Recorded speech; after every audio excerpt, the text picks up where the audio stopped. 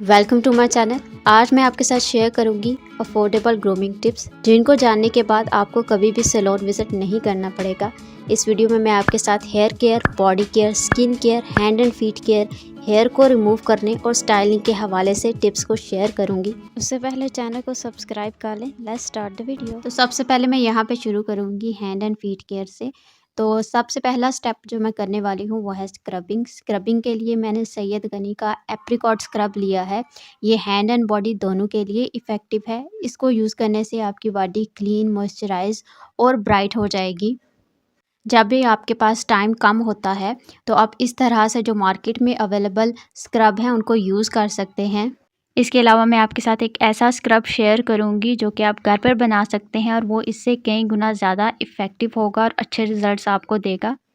Scrub को आपने अच्छी तरह से मसाज करना है और सारे हिस्सों पे अप्लाई करना है, कोई भी पार्ट आपने स्किप नहीं करना।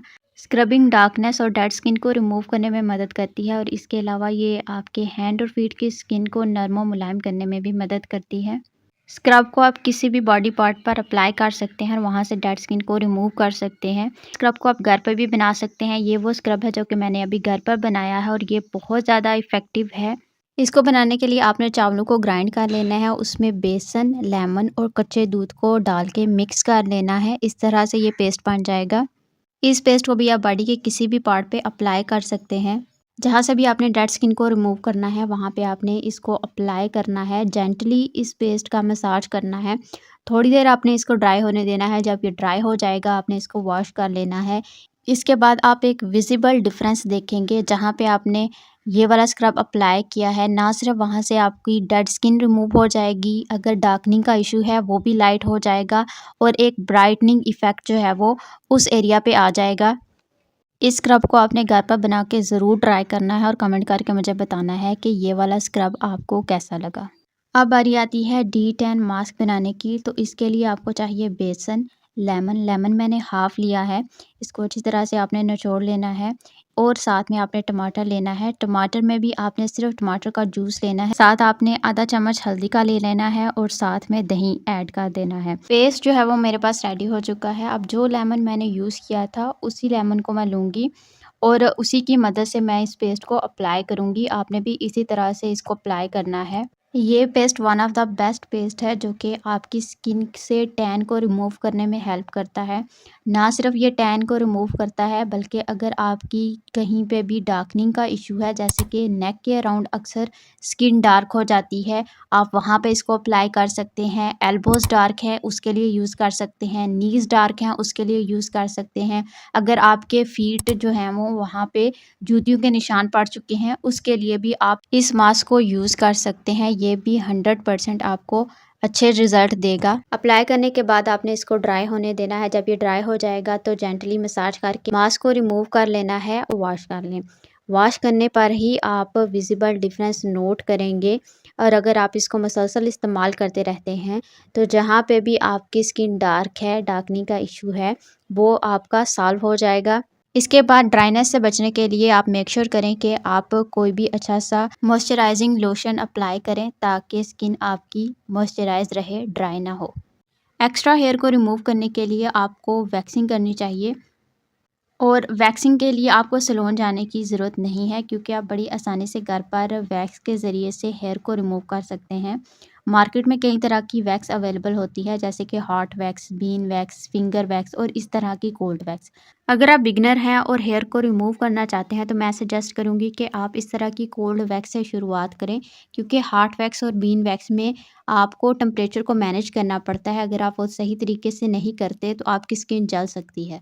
कोल्ड वैक्स काफ़ी सेफ टू यूज़ होती है। वैक्स को अप्लाई करने के बाद आपने इसको हेयर के ऑपोजिट डायरेक्शन में खींचना है। इस वैक्सिंग की मदद से आप बड़ी आसानी से अपने बाजुओं और टांगों से हेयर को रिमूव कर सकते हैं। फेस से हेयर को रिमूव करने के लिए आप टिंकर रेज़र इस्तेमाल करें और दूसरे एक्स्ट्रा हेयर को रिमूव करने के लिए आप रेज़र का इस्तेमाल कर सकते हैं। फेस केयर की बात करें तो उसके लिए सबसे ज़्यादा इम्पॉर्टेंट क्या है कि आप अपने फेस को क्लींस करें दिन में 2 दफ़ा, एक मॉर्निंग टाइम और रात को सोने से पहले। क्लिनजिंग आपके फेस से डर्ट को रिमूव करने में हेल्प करती है। अगर आप रेगुलरली अपने फेस को क्लींस करते हैं तो इससे आपके जो ब्लैक हेड और वाइट हेड बनने का इशू है वो भी नहीं होगा। स्किन केयर रूटीन का दूसरा इंपॉर्टेंट पॉइंट है अपनी स्किन को हाइड्रेट रखना, जिसके लिए आप मॉइस्चराइज़र यूज़ कर सकते हैं। चाहे सर्दियां हों या गर्मियां हों, दोनों सीज़न में आपने अपनी स्किन को मॉइस्चराइज रखना है, हाइड्रेट रखना है। इसके लिए आप कोई भी मॉइस्चराइज़र जो कि आपकी स्किन टाइप के मुताबिक हो यूज़ कर सकते हैं।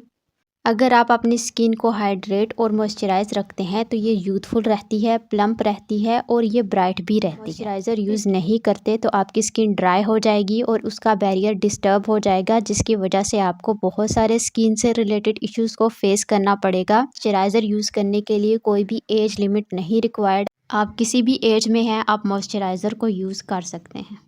अब तीसरा स्किन केयर रूटीन का एक इम्पॉर्टेंट पार्ट यानी कि सन ब्लॉक। अपनी स्किन को आपने सन की यूवी वेव से प्रोटेक्ट करने के लिए इस पे सन ब्लॉक का इस्तेमाल मस्ट करना है। सिर्फ एक अगर आप सन ब्लॉक को अपनी स्किन केयर रूटीन का हिस्सा बना लेते हैं तो आप बहुत सारे स्किन प्रॉब्लम जैसा कि sunburn, pre mature ageing, skin का टैन हो जाना, स्किन का अनइवन टोन हो जाना, फ्रैकल्स का होना, मेलास्मा का होना, सारे प्रॉब्लम से आप महफूज रह सकते हैं सिर्फ एक प्रोडक्ट यानी कि सन ब्लॉक को यूज़ करके। अगर आप टीन एज में हैं या अपनी 20s में हैं तो आप SPF 60 की सन ब्लॉक यूज़ करें। अगर आपको हाइपर पिगमेंटेशन का इशू है तो इसके लिए आपको ज़्यादा SPF वाली सन ब्लॉक को यूज़ करना पड़ेगा। SPF 100 वाली सन ब्लॉक जो है वो यूजुअली डॉक्टर रिकमेंड करते हैं जिन लोगों को हाइपर पिगमेंटेशन का इशू होता है। So never skip your sun block.